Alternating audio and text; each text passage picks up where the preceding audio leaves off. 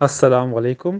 اگر انسان سے کوئی غلطی خطا یا گناہ ہو جائے اور اگر وہ صحیح بندہ ہے یعنی صراط مستقیم پر اور اللہ تعالیٰ کا خوف ہے اس کو، تو پھر اس کی کیا فیلنگز ہوتی ہیں؟ یعنی اس کا ضمیر اس کو ٹوکتا ہے، ندامت کراتا ہے، اس کو شرم آتی ہے، افسوس ہوتا ہے۔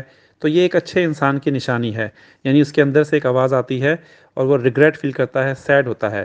تو بات یہ ہے کہ کوئی بھی انسان غلطی سے یا گناہوں سے مبرہ یا پاک نہیں ہے، ہر ایک سے ہو جاتی ہے، مگر بہترین انسان وہ ہے جو واپس پلٹ جائے یعنی واپس آ جائے، یہ آپ صلی اللہ علیہ وسلم نے فرمایا۔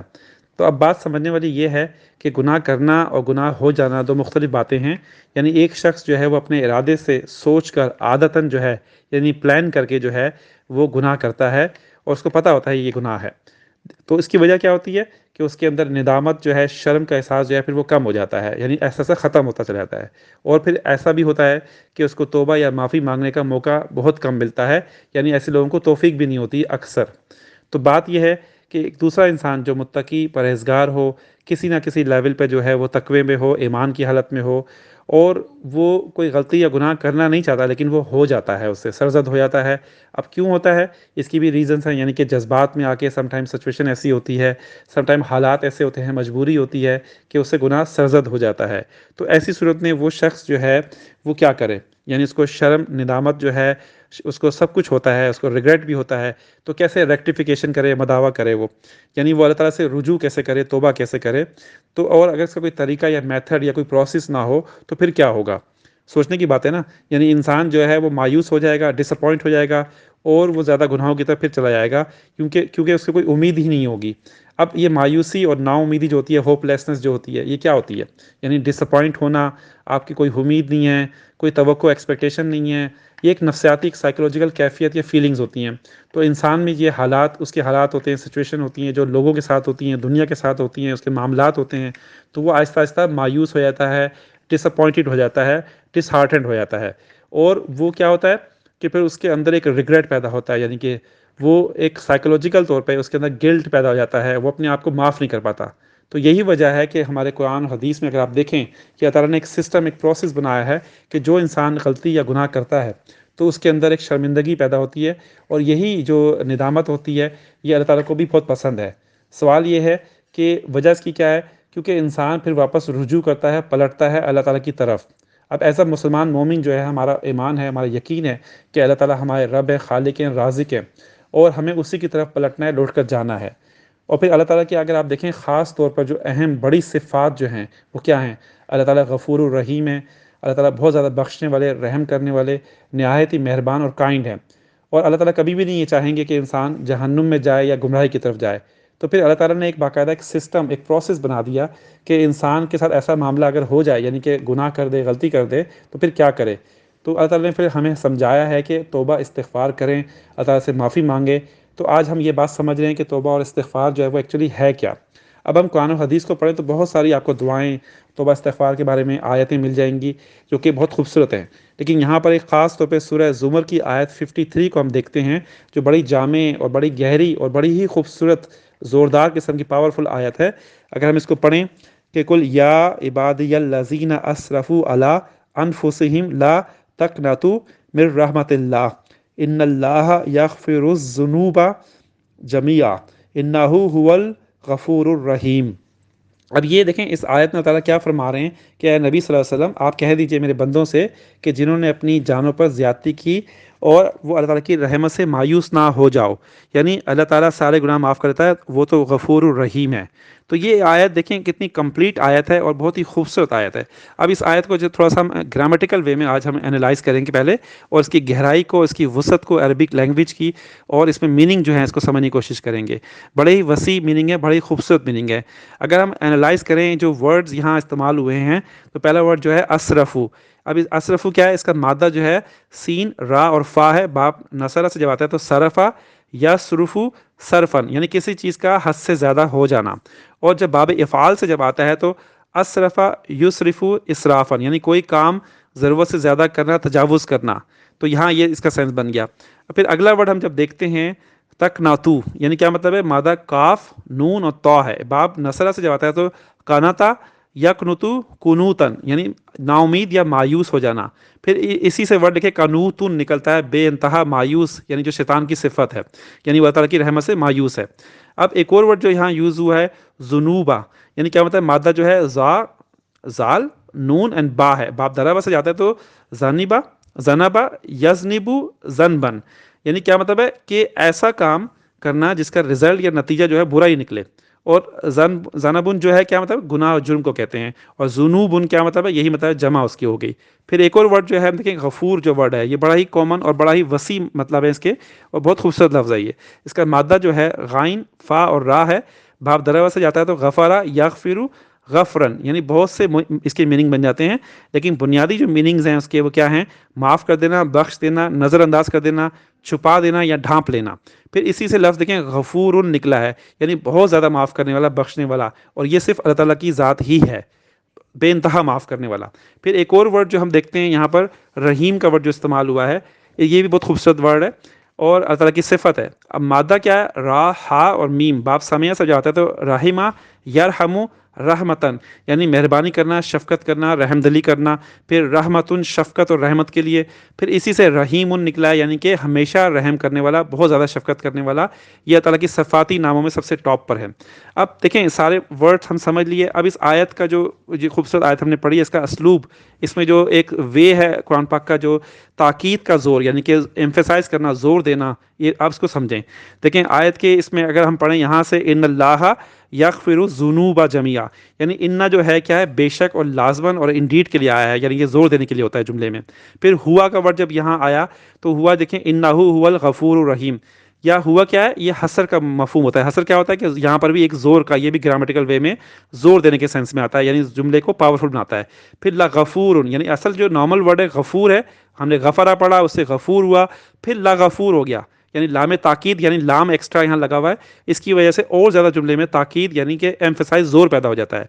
तो अगर हम इस पूरी आयत को दोबारा पढ़ें तो गफ़ारा 2 दफ़ा रिपीट हो रहा है, यानी माफ़ कर देना, बख्श देना, उस सेंस में आ गया। और क्या है, अल्लाह ताला की रहमत है जो बहुत ज़्यादा रहमत है, यानी रहीम है। तो अगर हम सब अल्फाज को ग्रामेटिकल तौर पर एनालाइज करके इस आयत को दोबारा इसका मफहूम, इसका एनालाइज करें, तर्जुमा करें, तो आप अपने वर्ड्स में बयान कर ही नहीं सकते। आपको अरबी ज़बान की वसत और गहराई और ख़ूबसूरती है कि आप इसका तर्जुमा बयान ही नहीं कर सकते, इतनी ज़्यादा इसके अंदर गहराई और इतनी ज़्यादा पावरफुल ये आयत है कि हम हमारे लिए बहुत मुश्किल है। तो अब बात हम यूँ कह सकते हैं अपने अल्फाज में, हम स्पीचलेस हैं बेसिकली, हम यूँ कह सकते हैं कि अल्लाह ताला बहुत ही ज़्यादा मेहरबान, रहम करने वाला, शफ़क़त करने वाला है और बख्शने वाला है, और हमारी सोच से भी ऊपर है बहुत। तो ये इस आयत का मतलब है। आप देखें जब अल्लाह ताला इतना फरमा रहे हैं तो हम इंसान जो हैं फिर हम कोशिश क्यों नहीं करते तौबा करने की या रुजू करने की, बात समझने वाली है। फिर यही तौबा और इस्तिग़फ़ार के बारे में बहुत सारी कुरान पाक की आयत हैं, जैसे सूरह ताहा जो है आयत 82 में भी यही बात है डिफरेंट अंदाज में।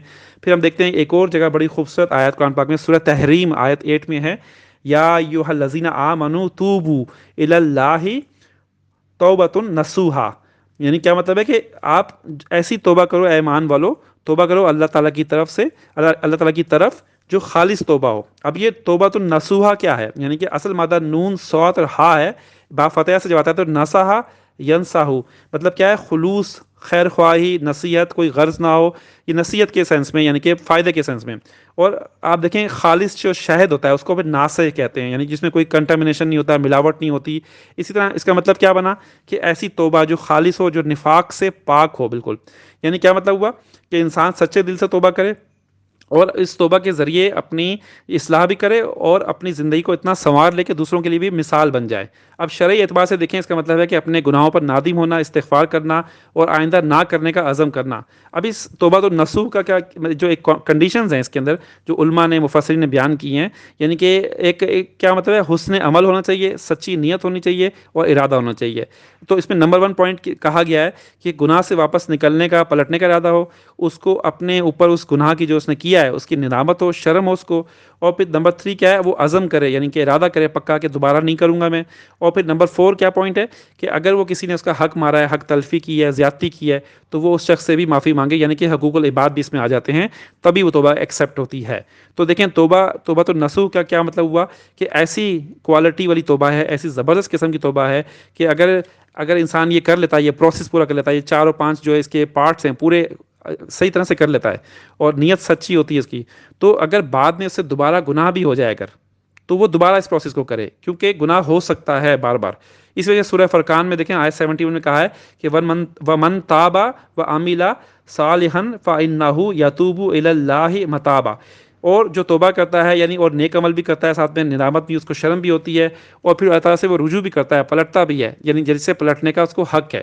تو بات سمجھ میں یہ آئی ہمیں کہ توبہ تو نسو جو ہے وہ یہ ہے کہ سچی توبہ دل سے ہو اور اس کا پروسیس پورا کیا جائے، اور اگر اس کے بعد انسان سے گناہ دوبارہ ہوتا ہے تو دوبارہ وہ کرے اس کو، یعنی اس میں ارادہ اور یعنی کہ پلان نہیں ہے، وہ گناہ ہو جاتا ہے بس. اچھا، اب توبہ کا ورڈ یہاں بار بار یوز ہو رہا ہے، تو عربی اصطلاح میں اور قرآن کی جو ایک لینگویج ہے اس کو ہم سمجھتے ہیں کہ قرآن پاک میں یہ لفظ توبہ جو ہے مختلف انداز میں آیا ہے. جیسے کہ آپ دیکھیں، نمبر 1 ندامت کے طور پر آیا ہے، نمبر 2 توجہ کرنا یعنی کہ ایک اٹینشن دینا، نمبر 3 رجوع کرنا یا پلٹنے کے سینس میں آیا ہے. اور توبہ کی جو ہے بہت ہی زیادہ فضیلت ہے، بہت ساری قرآن پاک کی آیات احادیث میں آپ دیکھیں کہ اس کے بارے میں بہت بہترین باتیں اور احادیث ہیں، اور کہا گیا ہے کہ یہ سراسر جو ہے بندے کا یعنی ٹوٹلی جو ہے ایک بندے کا فائدہ یعنی انسان کا فائدے کے لیے ہے توبہ، جو اللہ تعالیٰ نے ایک سسٹم بنایا، پروسیس بنایا. تو توبہ ایک عمل ہے اور استغفار جو ہے وہ ایک قول ہے. کیا مطلب ہوا؟ توبہ کا مطلب واپس پلٹنا ہو گیا، اور استغفار کیا آتا ہے؟ سے مغفرت مانگنا. تو لفظ توبہ اگر ہم دیکھیں جو عربک جو گرامر ہے اس کے حساب سے، اس کا مادہ تا، واو اور با بنتا ہے. باب نصرہ سے جب آتا ہے تو پلٹنا اور واپس ہو جانے کے سینس میں ہے، یعنی تابا یا توبو توبتن. اب ایک سینس تو اس کے دو طرح کے سینس بن جاتے ہیں، یعنی ایک سینس تو یہ ہے کہ بندے کا اللہ تعالیٰ کی طرف اپنی غلطی کا احساس کرنا اور گناہ پر شرمندہ ہونا اور واپس پلٹنا، توبہ کرنا. ایسی صورت میں قرآن پاک میں دیکھیں الہ کا جو ہے صلہ یا پریپوزیشن کے ساتھ آیات ہیں، جیسے سورۃ المائدہ دیکھیں آیت 74 میں ہے کہ افلا یتوبون الی اللہ، یعنی پس وہ جو ہے وہ کیوں نہیں توبہ کرتے اللہ تعالیٰ کی طرف. دوسرا مفہوم جو اس کا بنتا ہے، سینس بنتا ہے کہ توبہ قبول کرنے والا یعنی اللہ تعالیٰ کی ذات ہے، یعنی وہ بندے کی توبہ کو قبول کرتے ہیں. تو یہ صلہ جو ہے اس کا پریپوزیشن جو آتا ہے وہ اللہ آتا ہے، یعنی قرآن پاک میں آیات آپ دیکھیں اللہ کے ساتھ ہوں گی. یعنی کہ سورہ احزاب دیکھیں آیت 24 میں ہے او یتوب علیہم، یعنی وہ اللہ جو ہے وہ ان کی توبہ قبول کرے. تو پھر اسی وے میں اگر ہم دیکھیں سمجھیں تو قرآن پاک میں اکثر جو ہے آپ دیکھیں اللہ تعالیٰ کے لیے توابن کا ورڈ بھی آیا ہے، یعنی مبالغہ، یعنی بار بار جو ہے معاف کرنے والا، توبہ قبول کرنے والا، اور بہت زیادہ اس میں مبالغہ ہے. تو سورہ توبہ آیت دیکھیں 104 میں دیکھیں کہ وَأَنَّ اللَّهَ هُوَ التَّوَّابُ الرَّحِيمُ. اب دیکھیں یہ آیت بھی بہت پاورفل ہے کہ انا بھی آ رہا ہے، یعنی کہ انا جو ہے بے شک لازم، پھر ہوا بھی آ رہا ہے، دیکھیں پھر آپ اس میں حصر کا مفہوم اور زیادہ زور پیدا ہو رہا ہے، پھر رحیم کا ورڈ بھی آ رہا ہے اور اللہ تعالیٰ قبول کرنے والا ہے. تو دیکھیں کتنی پاورفل آیت بن جاتی ہے. تو اب بات سمجھنے والی ہے کہ انسان جو ہے وہ گناہ اس سے سرزد ہو جاتے ہیں، کوئی انسان مبرہ نہیں ہے. تو اب بہترین طریقہ کیا ہے کہ ایک تو شریعت ہمیں بتاتی ہے نماز، روزہ اور جتنے بھی نیک کام، احسن کام جو ہم کرتے ہیں، اعمال صالح کرتے ہیں، ان کے ذریعے تمام تر جو چھوٹے جو گناہ ہوتے ہیں وہ آلریڈی اللہ تعالیٰ مٹا رہا ہوتا ہے، معاف اریز کر رہا ہوتا ہے، معاف کر رہا ہوتا ہے. اور کیونکہ اور حقوق العباد آپ ادا کر رہے ہوتے ہیں، صحیح طرح سے لوگوں کے ساتھ خدمت کر رہے ہوتے ہیں، ان کے ساتھ صحیح طرح سے برتاؤ کر رہے ہوتے ہیں، حسن سلوک، تو آپ کے گناہ آلریڈی چھوٹے چھوٹے معاف ہو رہے ہوتے ہیں. لیکن جو بڑے گناہ ہوتے ہیں، یعنی کہ وہ جو بڑے گناہ جسے گناہ کبیرہ کہتے ہیں، ان کے لیے باقاعدہ تعالیٰ نے توبہ کا ایک سسٹم بنایا ہے، اور وہ صرف توبہ سے ہی معاف ہوتے ہیں. تو یہ پیوریفیکیشن کا یعنی کہ خالص ہونے کا جو سسٹم ہے، یہ نماز، روزہ، جو حج عمرہ ہم کرتے ہیں، اس میں آلریڈی ہمارے چھوٹے گناہ معاف ہو جاتے ہیں. لیکن جو بڑے گناہ ہوتے ہیں اس کو پیور اپنی روح کو پیور کرنے کے لیے ہمیں پھر توبہ اور استغفار کرنا پڑتا ہے. قرآن پاک میں بہت ساری خوبصورت آیات بھی ہیں، نبیوں کی، رسولوں کی دعائیں بھی ہیں توبہ اور استغفار کے بارے میں. اگر آپ پڑھیں حضرت آدم علیہ السلام سے لے کر بہت بہت خوبصورت آیات ہیں اور دعائیں ہیں کہ انسان کو پڑھے نماز روزے میں اور اللہ تعالیٰ سے توبہ اور استغفار کرے. اب بات سمجھنے والی یہ بھی ہے کہ توبہ جو ہے اس کا دروازہ اللہ تعالیٰ نے ہمیشہ کے لیے انسان کے لیے کھولا ہوا ہے، جب تک انسان کی جو ہے اس کی روح جو ہے اس کے حلق تک نہیں پہنچ جاتی، یعنی اس کو ہوش و حواس ہوتے ہیں، سینس ہوتا ہے. اگر وہ انسان توبہ کر لے تو اس کے سارے گناہ معاف ہو جاتے ہیں، یعنی کہ توبہ تو نسو جسے کہتے ہیں، یعنی سچے دل سے. اور اگر دیکھیں توبہ ایک اللہ تعالیٰ نے راستہ، ایک ڈور ایسا اوپن کیا ہوا ہے کہ وہ ہمارے لیے اوپن ہے، لیکن اگر ہم دیر اس میں کرتے ہیں تو یہ ہمارا فالٹ ہے. ہمیں یہ بات سمجھنی چاہیے کہ اگر ہم اپنی زندگی میں جو بھی ہمیں موقع ملے، ٹائم ملے، چانس ملے ہمیں، تو ہمیں سوچنا چاہیے کہ توبہ فوراً کر لیں. اگر ہم سے کوئی گناہ یا غلطی سرزد ہو جاتی ہے اور ہمیں اندازہ نہیں ہوتا، سم ٹائم ایسا ہو جاتا ہے لائف کے اندر، تو اگر ہم فوراً اللہ تعالیٰ سے رجوع کریں، واپس پلٹ جائیں اور اللہ تعالیٰ سے معافی مانگیں، استغفار کریں، بخشش مانگیں، تو ظاہر سی بات ہے 100% یہ 1000 ٹائم کی کنفرم بات ہے کہ اللہ تعالیٰ غفور الرحیم ہے. جگہ جگہ تعالیٰ نے اپنی شفقت، اپنی مہربانی اور اپنی رحمت اپنی جو بتائی ہے ہر جگہ. تو انسان کو سوچنا چاہیے کہ اللہ تعالیٰ سے زیادہ کوئی غفور الرحیم کوئی ہے ہی نہیں. تو ہمیں توبہ کے لیے، استغفار کرنے کے لیے اللہ تعالیٰ کی طرف ہی پلٹنا ہے. تو اب استغفار جو ہے اس کی بہت ساری دعائیں میں نے بتائیں قرآن پاک میں ہیں. اور جب یہ استغفار انسان کرتا ہے تو ایکچولی وہ کیا کرتا ہے، وہ اللہ تعالیٰ سے وہ یعنی کہ بخشش مانگتا ہے، معافی مانگتا ہے. اور دیکھیں یہ جو مادہ ہے غفارہ، میں نے کہا نا غائن فا اور را، تو یہی مادہ جب باب استفعال سے جب آتا ہے تو استغفر یستغفر بن جاتا ہے استغفارا، یعنی معافی مانگنا، طلب کرنا، ڈیمانڈ کرنا اللہ تعالیٰ سے. اور اسی وجہ سے کہا گیا کہ استغفار کریں ہر وقت. تو آپ صلی اللہ علیہ وسلم بھی استغفار کیا کرتے تھے. اور اس کا مطلب کیا ہوتا تھا کہ بار بار اللہ تعالیٰ کی طرف رجوع کرنا، پلٹنا. اس کا ایک سینس یہ بنتا ہے. تو اللہ تعالیٰ ہم سب کو توبہ اور استغفار کی اہمیت اور اس کو سمجھنے کی توفیق دے، اور توبہ استغفار کا موقع دے انشاءاللہ تعالیٰ.